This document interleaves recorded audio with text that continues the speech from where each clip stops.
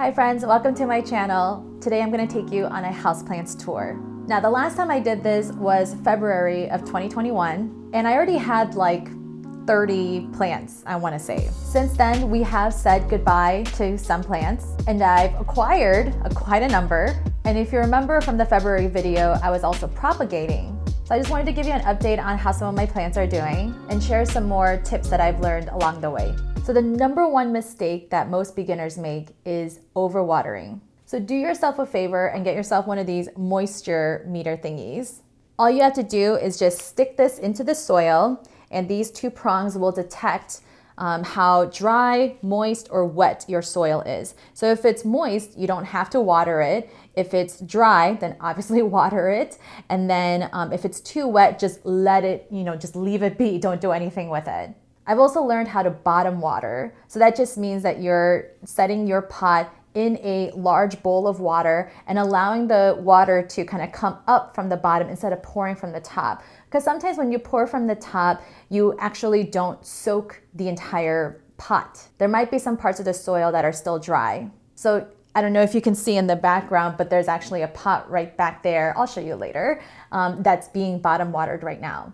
This also tests light and pH. I've personally never really used those functions, but I'm sure they're very helpful for people who do need to measure that. But I literally just use it for the moisture level. Now I can stick my finger in as well, but some plants are kind of finicky and they like to be they like their soil to be like almost completely dry. And so if I have a really large pot, I can't stick my finger far down enough. And so this has really long prongs. This can go further down. I've also been giving a shower to some of my larger plants, like the Hope philodendron over here, and then my big Chinese evergreen over there. I don't know if you can see that. I'll do some close-ups later, but yeah, I literally take them out of the pots. I put them in my shower. I give them a nice rinse. That'll also help with just getting dust off of the leaves. And then I make sure that the entire pot, all the soil is completely watered. Then for most of my other plants, I just do bottom watering. Another lesson that I learned is that it's okay to say goodbye to some of your plants. It doesn't mean that you're a bad plant parent, but you just have to have the perspective and outlook of, that you're just learning something new. It is sad, so it's okay to grieve, but it's okay to just say goodbye and either try again or just don't buy that plant anymore. So for example, I no longer buy the fiddle leaf fig plant.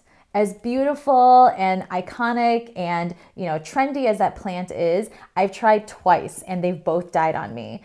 I think it's a very finicky plant. It's a very high maintenance plant. So I definitely had issues with watering. So after the second time, I was like, I'm not gonna bother with it anymore. Instead, I got a different ficus plant, which I'm excited to show you later, which is lower maintenance. The last tip that I have is, it's not really a tip, but more about, let the hobby of indoor gardening and houseplants be part of like a self-care routine. Even if you have just one plant, really take the time to visit it, maybe even talk to it. I know it sounds strange, but to really observe it, wipe down its leaves every once in a while. I definitely have a lot of plants, so it takes me a while to give a lot of individual attention to each and every plant. But when I do see them, I see new growth, and that makes me super excited. Something about looking at greenery also just brings me peace. And then the act of, tending to it and taking care of it and even pruning it, if there are dead leaves or yellowing leaves, even just that act, I'm making a connection with the plant.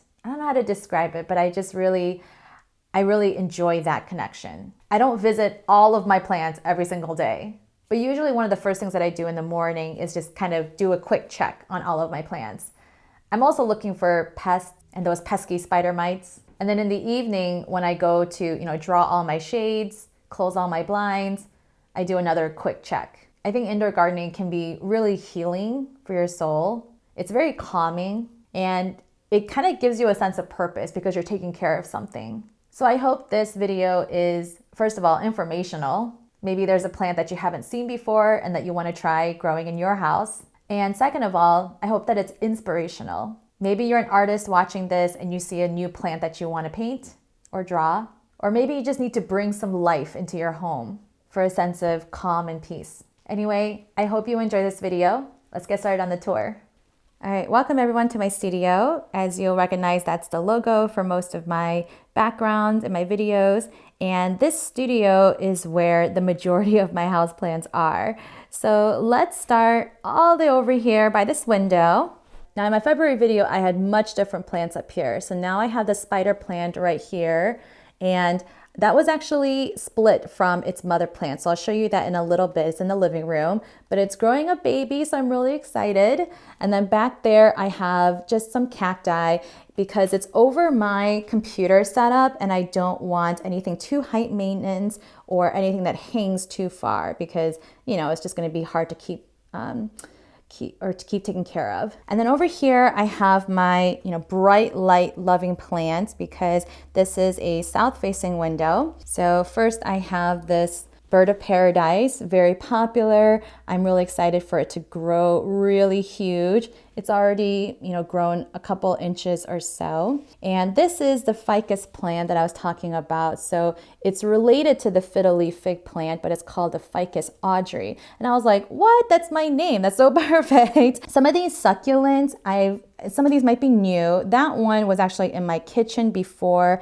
These might all be new, but yeah, succulents love bright light, so that's why they're hanging out here. Technically, these are different climates, right? These two want humid climate and then these succulent want dry climate. But honestly, it's, I feel like they're both pretty low maintenance, or all of these plants are kind of low maintenance. So yeah, they're just hanging out there. On this lower shelf, I actually have another new plant.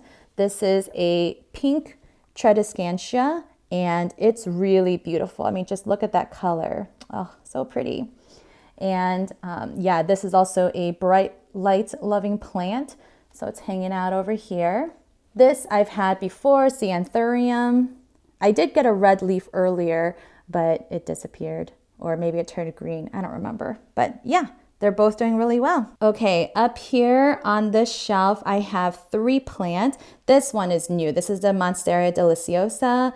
This is the heartleaf philodendron that you've seen before, and that's the Monstera adansonii, which I've also had before, but it's really grown a lot bushier after I propagated it. I think propagating and pruning really helps, the plant to, encourage new growth. So yeah, but yeah, this Monstera deliciosa I'm really excited about. What I'm most excited about in this Monstera deliciosa is this leaf splitting. So these are the fenestrations, and that's the first leaf that's splitting. Super exciting. I'm very happy with this plant.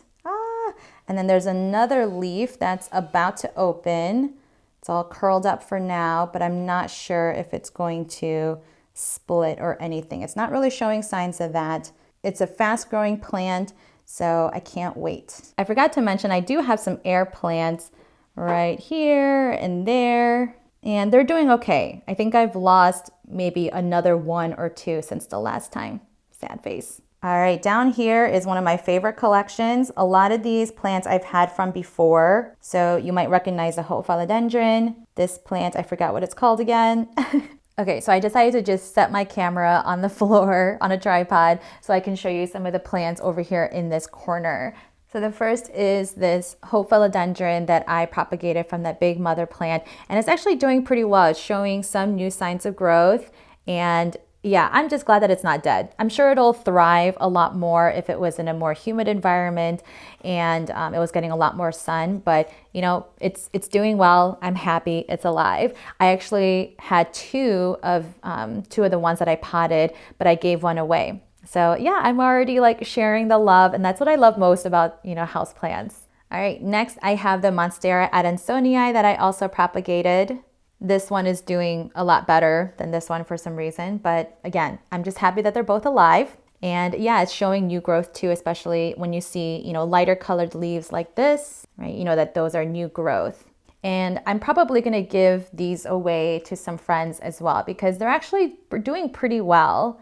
They're not super high maintenance, but they're not super low maintenance either. But I think it's a very, unique looking plant because of the holes. And as long as you don't overwater it or put it in direct sunlight, it seems to be pretty happy. Now I do have a humidifier up here to kind of help all of the plants right in this area. but it's not in an enclosed space, so I don't know how effective it is, but I don't know. I think it's helping. All right, this plant I actually need help identifying. It was part of this huge flower arrangement, and they actually put real plants in soil in it. And this was one of them, and I have a couple others that I'll show you. But yeah, if anyone knows what this plant is, please let me know. But it's doing really well. It's growing, pretty steadily, not like vigorously, but not super slow either. But yeah, it seems pretty hardy. This is a philodendron Birkin, and it's really pretty because it has these, striped leaves right here. It's very compact and bushy. I got it from a local seller, and she was like, "You got a good one." And like most philodendrons, they're going to be growing pretty, long and sort of viney. So eventually, I don't know if I need to, stake this or anything. So we'll see. Last but not least, I have this Calathea ornata, I believe.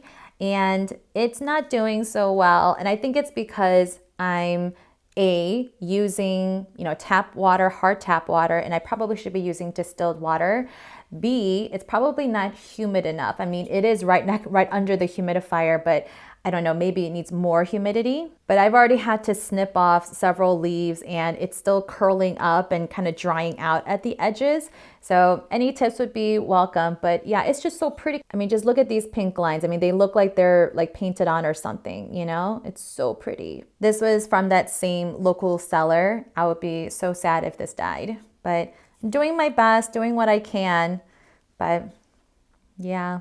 Like I said in the beginning, it's okay to say goodbye as long as you gave it your very best. I feel like this might be one of those that I'll probably try again and see if it works out better. So this Chinese money plant is usually up there on that stand, but I just brought it down so you can see. But this is doing really well too. This is actually my second try. I thought these were really easy to grow, you guys, but my first one died. I have no idea what I did wrong. I mean, if I really think about it, it was probably overwatering. Like I said, #1 killer of houseplants. But now I'm doing pretty well with the watering. Like I said, I'm bottom watering and learning from my mistakes, and it seems to be doing well. This is called the friendship plant as well. That's a nickname, friendship plant, because you're able to they'll start growing little baby plants just elsewhere in this soil, and then you're able to just like pluck them out and then pot them and then share them with other people. So yeah, so I'm just waiting for that day. Until then, it's doing pretty well, showing a lot of baby leaves and growth. So I'm just going to be careful with watering. This is probably one of my favorite more recent purchases in the last 5 months. This is the Marble Queen pothos. So pothos in general are pretty easy to grow. And I just love the variegation on these leaves. And this did come with a hanger. I just haven't found the best place for it yet. So that's why it's just still hanging out on a pot on the shelf. But yeah, I do want to hang it eventually, but it is a really big plant. So I want to make sure that I choose the right spot and that it'll hold. That's one of my biggest fears, that I have these hanging plants and then, even though I screw in right, I have a drywall anchor and all that kind of stuff, and then it just suddenly falls. I'm really, really scared of that. But yeah, but this plant is just so pretty. I couldn't say no. So here it is. And then up here, I have the philodendron Brazil. And this one I decided to hang because I thought I found a pretty good spot. Again, they're pretty, easy to grow. And yeah, I just love how the Brazil is really interesting because it has these, double colors. They're like either half, or some of them have just like a line down the middle. Yeah, such a unique looking plant. And I actually DIY'd this planter, so I'm very proud of myself. So I can't wait until it starts, kind of like cascading down and just really showing, its beautiful leaves. Maybe I'll even have it kind of twirl around the twine up there.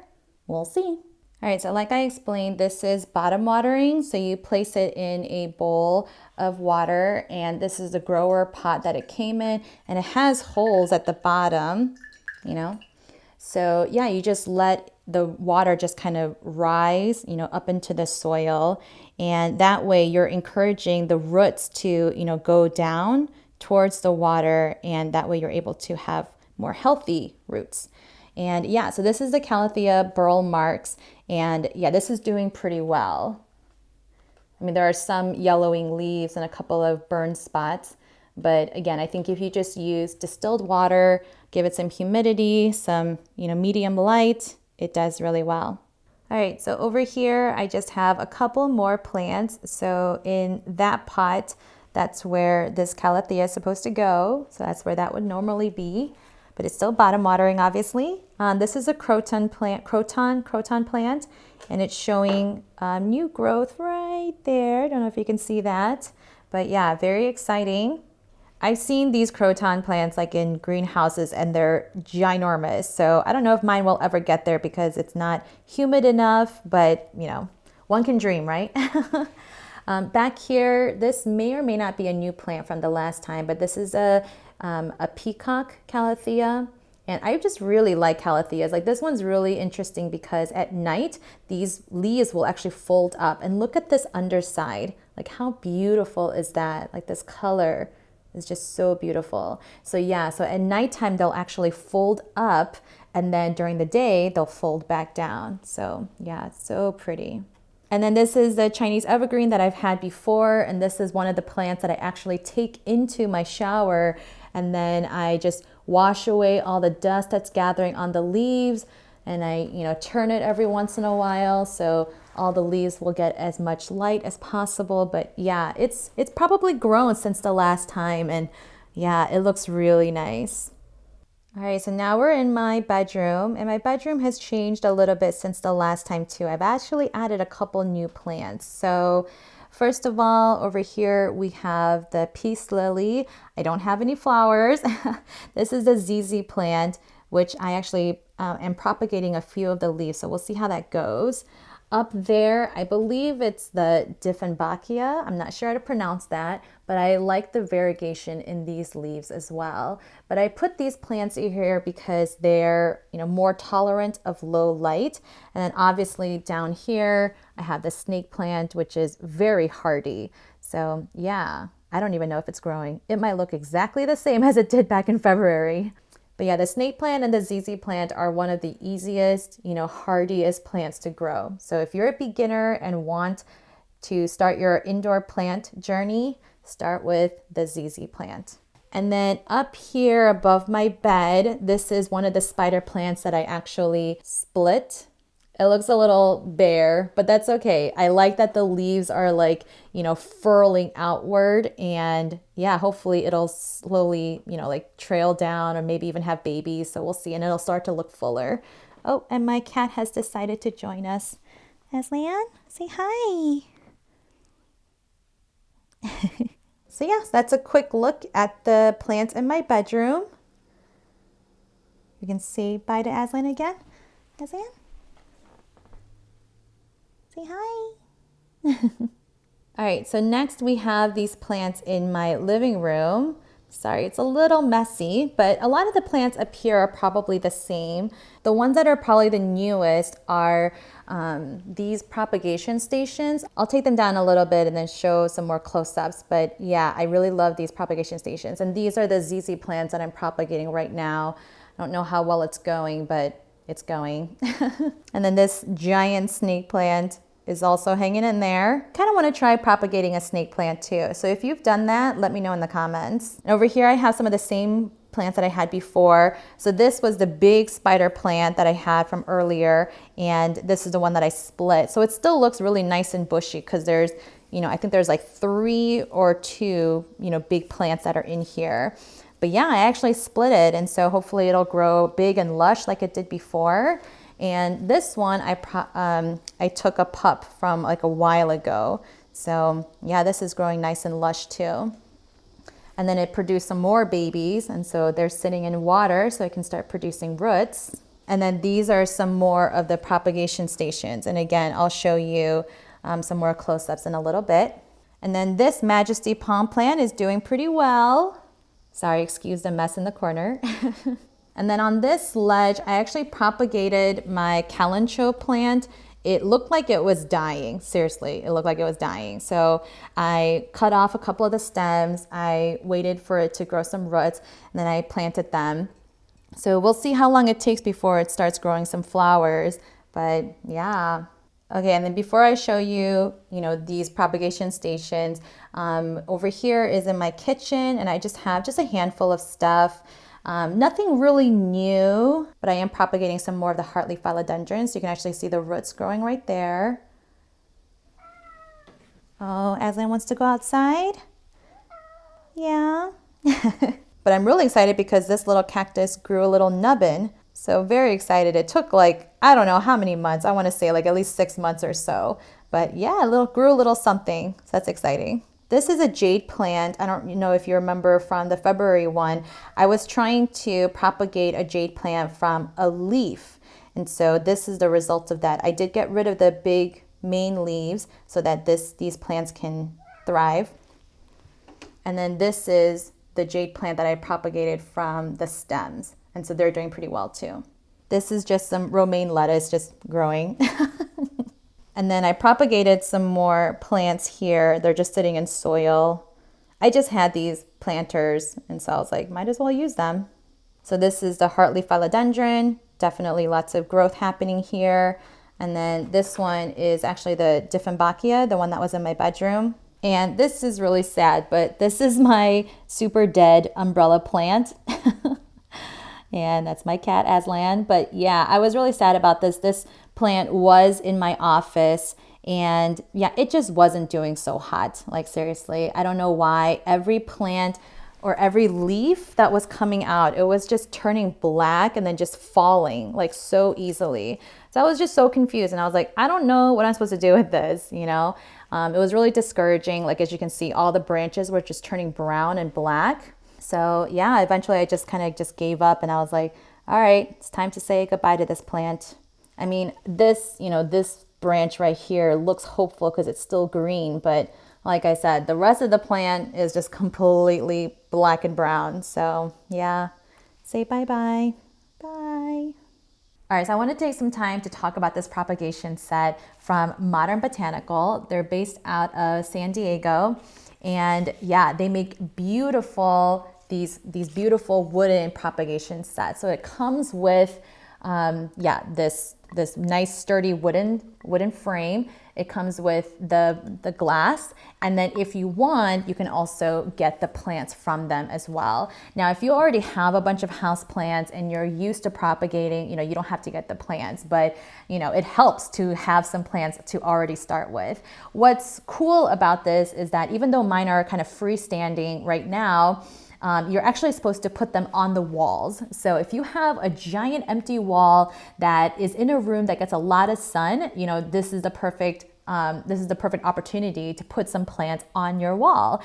And propagating or growing in water is beneficial, or not just beneficial, but it can be really easy. So for those of us who have issues with overwatering or anything like that, just if you have the right plants, it can just thrive in water.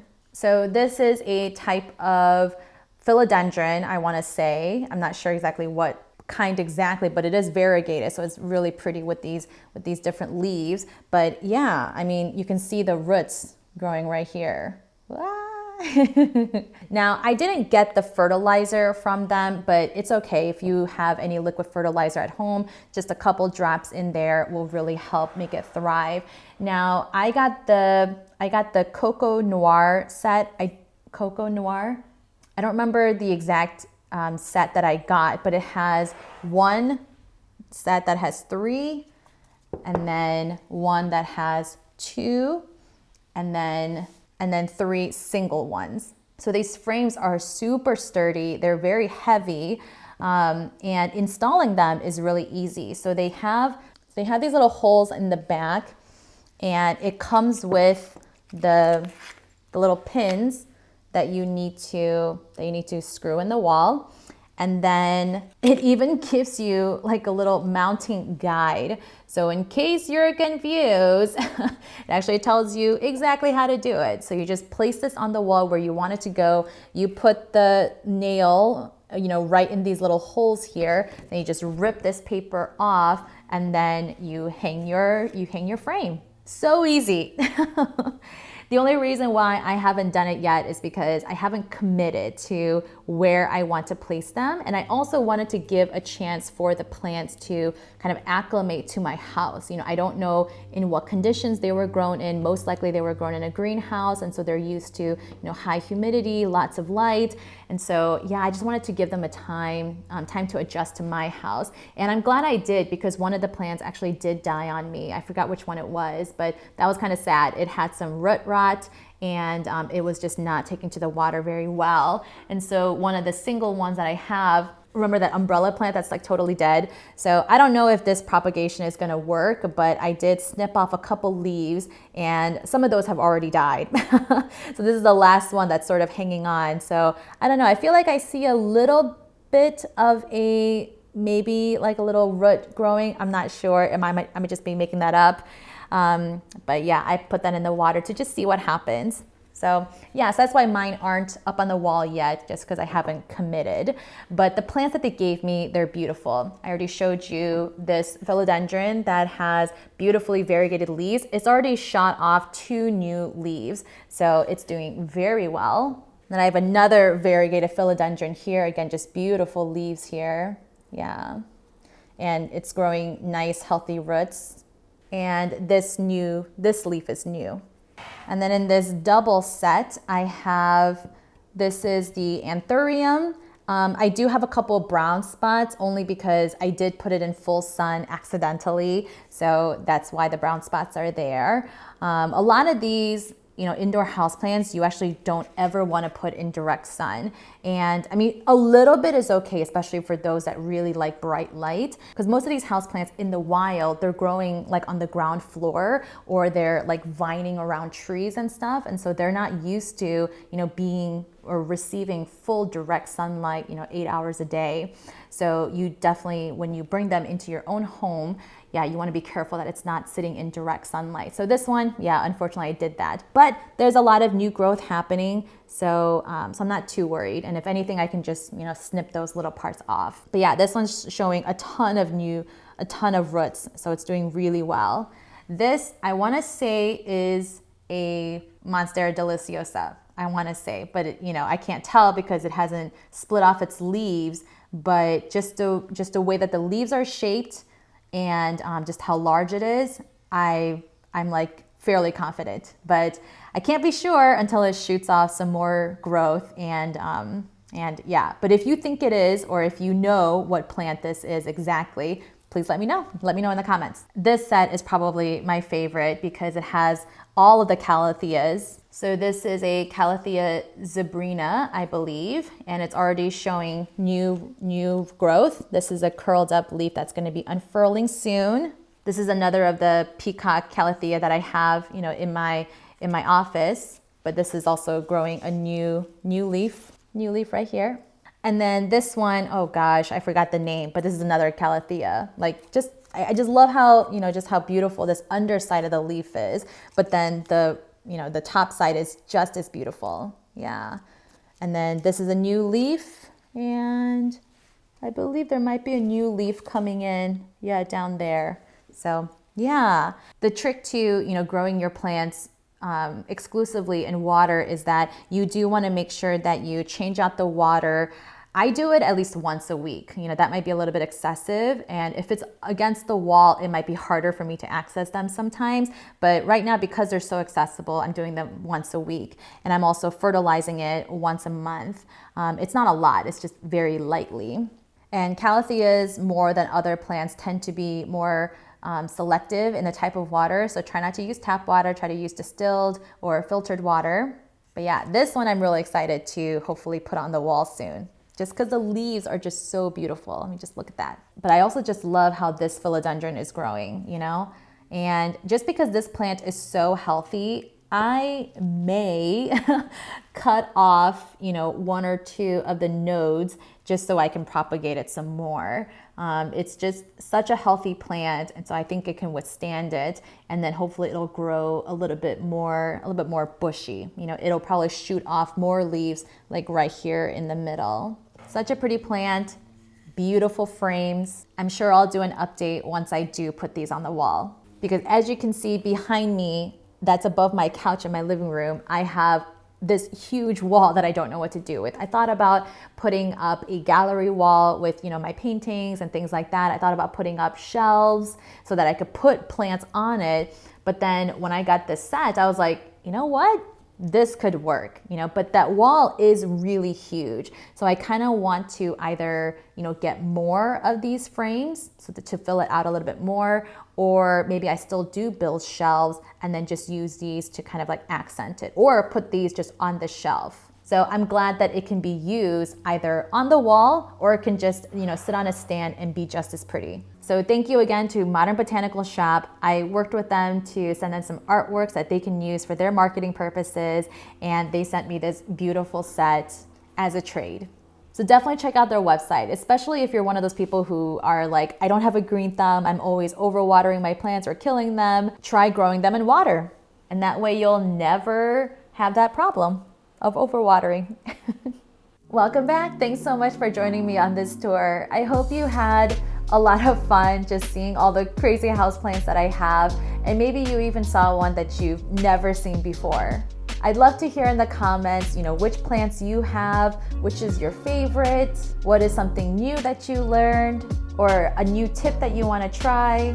I'd love to hear from you, so go ahead and like this video, comment down below, and subscribe to this channel if you like nature and art. I'll see you next time.